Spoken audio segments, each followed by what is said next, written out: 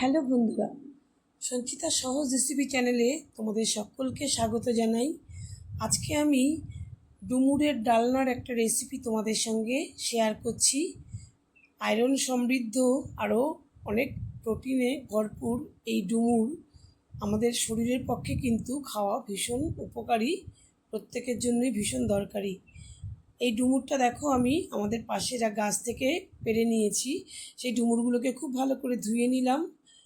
খুব ভালো করে ধুয়ে নিয়ে, কারণ গায়ে খুব নোংরা থাকে, সেগুলো চটকে চটকে ধুয়ে নিয়েছি। তারপরে আমি দেখো কেটে তোমাদের দেখাচ্ছি। ডুমুরগুলোকে আমি এরকম দুভাগ করে কেটে নিয়েছি। দুভাবে এরকম এর বীজগুলোকে বের করে নেওয়া যায়। আমি প্রথমে ছুরি দিয়ে তোমাদের দেখাচ্ছি, তারপরে আমি চামচের পেছনটা দিয়েও এই বীজগুলোকে পরিষ্কার করা যায় সেটাও তোমাদের দেখাচ্ছি। তোমাদের যেভাবে সুবিধা হয় তোমরা সেভাবে করে নিতে পারি। চামচের পেছন দিক থেকেও দেখো এই ডুমুরের বীজগুলোকে পরিষ্কার করে নেওয়া যায়। তো আমি কিন্তু সবকটা বীজ এরকমভাবেই পরিষ্কার করে নিয়েছি। এটা করতেই যা একটু সময় লাগে। তো আমি সম্পূর্ণ বীজগুলোকে পরিষ্কার করে নিয়েছি। এবার আমি এই ডুমুরগুলোকে প্রেশার কুকারে দিয়ে দিচ্ছি। 2-3টে হুইসেল দিয়ে নেব। আর তাতে একটুখানি নরম হয়ে যাবে, তাহলে সুবিধা হবে রান্না করতে। এটা একটু শক্ত টাইপের হয়, তো তার জন্য আমি এখানে সামান্য নুন হলুদ দিয়ে নিলাম সেদ্ধ করার জন্য। আর অল্প জল দিয়ে দেবো, খুব বেশি জল দেবো না, যাতে গা থেকে খুব বেশি আয়রন বেরিয়ে না যায়। সেই জন্য আমি জলটা একদমই অল্প দেব। আর তার সঙ্গে আমি কয়েক ফোঁটা তেল দিয়ে দেবো। সবসময় আমি এটা করি, প্রেশার কুকারে কিছু সেদ্ধ করলে বা রান্না করলে কয়েক ফোঁটা তেল আমি দিয়ে দিই। এবার দেখো সিটি দিয়ে নিয়েছি, 2-3টে সিটি দিয়ে নিয়েছি। এবার আমি একটা ঝাঁঝরি রেখেছি, তার মধ্যে আমি ঢেলে দিলাম। মোটামুটি নরম হয়ে গেছে, সেদ্ধ হয়ে গেছে। এবার আমি গ্যাসে একটা কড়াই বসিয়ে দিয়ে ছোট এক বাটি চিনেবাদাম, আমি কাঁচা বাদাম ভেজে নিচ্ছি। এটাকে ভেজে গায়ে যখন একটু ফাটা ফাটা মতন হয়ে আসবে, সেই সময় আর একটা মিষ্টি গন্ধ বেরোবে বাদামের, সেই সময় আমি তুলে শুকনো অবস্থাতে আমি খোসা সদ্য গুঁড়ো করে নিয়েছি, রেখে দিয়েছি। এবার কড়াইতে আমি সর্ষের তেল দিয়ে দিলাম, দিয়ে একটা শুকনো লঙ্কা ফোড়ন দিয়ে 2টো এলাচ আর হাফ চামচ সাদা জিরে ফোড়ন দিয়ে দিলাম। দিয়ে আমি 2টো আলু কেটে রেখেছিলাম, আলুটাকে আমি ভাজবার জন্য এই তেলের মধ্যে দিয়ে দিলাম। বন্ধুরা, আমি একবারেই রান্নাটা করে ফেলছি, ফোড়ন দিয়ে।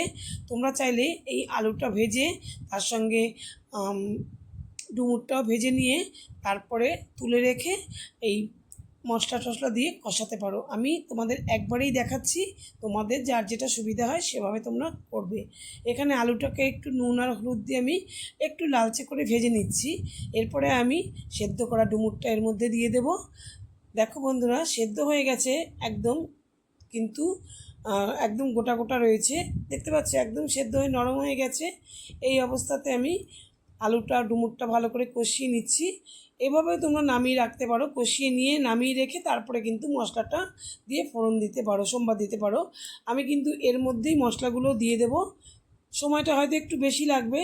আমি মশলাটা কষানোর জন্য দিয়ে দিলাম একটু আদা বাটা, একটু শুকনো জিরের গুঁড়ো, ধনের গুঁড়ো, আর একটু দেবো অল্প করে নুন আর হলুদ। যেহেতু নুন আমি আগেই দিয়েছি, তার জন্য নুনটা একটু পরিমাণ মতন দিয়ে নেব, যতটুকু লাগবে।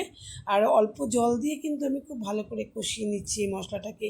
এই মশলাটা কষানোর জন্য একটু সময় দিয়ে কষাতে হবে, কারণ আমি এই সবজির সঙ্গে কষাচ্ছি, যেহেতু একটু সময় নিয়ে মিষ্টি গন্ধ বেরোলে মশলার, তারপরে আমি বাদামের গুঁড়োগুলোকে দিয়ে দিলাম। বাদামটা যেহেতু আমি ভেজে নিয়েছিলাম, ওই জন্য পরে দিলাম বাদামের গুঁড়োটা। তারপরে আমি দিয়ে দিলাম ছোট এক বাটি টক দই। তারপরে একটু কষিয়ে নেব। কষিয়ে নিয়ে আমি বন্ধুরা জল দিয়ে দেবো পরিমাণ মতন। তার আগে একটু চিনি দিয়ে দেব। চিনিটা দিয়ে দিচ্ছি কেননা নিরামিষ তরকারিতে একটু মিষ্টি মিষ্টি হলে ভালো হয়। তারপরে আমি 2 মগ জল দিয়ে দেব।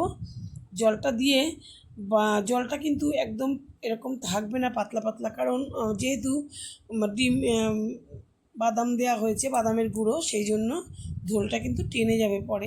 আমি এখন ঢেকে রাখবো।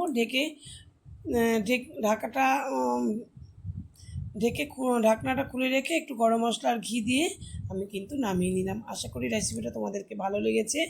দেখা হবে তোমাদের সঙ্গে পরবর্তী ভিডিওতে। সকলকে ভিডিও দেখার জন্য ধন্যবাদ।